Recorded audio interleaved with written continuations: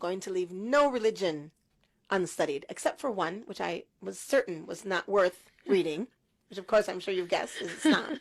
Really? Yeah. Wow. What do I want to read about Islam for? That's the religion where they cover women in blankets and put them in closets. That's what I used to say. So I did study, and I actually almost became a Buddhist. I was very enthralled with Buddhism. I read a book called Zen and the Art of Motorcycle Maintenance. It's actually a wonderful book.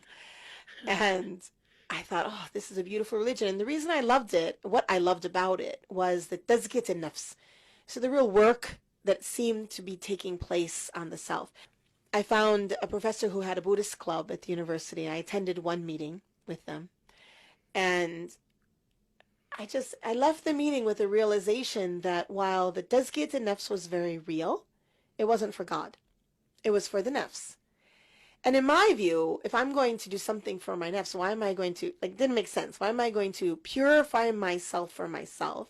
If I'm not going to purify myself for God, I'll just give myself whatever it wants. Right. You know? So I didn't become a Buddhist in that moment, alhamdulillah. I don't even know the word. I was in this sort of state of frustration. That's a good word, frustration.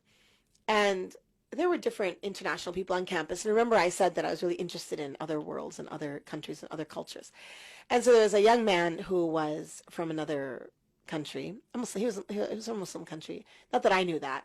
But we were talking about some intellectual thing. Actually, we were arguing, and I wasn't even like thinking about it.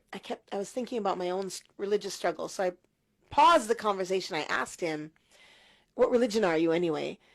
And he said, in a really funny American accent, oh, I'm Muslim. I'll never forget that funny American accent because it sounded to me like he was really trying to be, American about this and cool. And I laughed at him. I said, oh, you're one of those people who put women in closets and cover them in blankets. He was really offended. And so the blessing of him being offended was that he now wanted to tell me how he wasn't that kind of person. And that was my first exposure to Islam.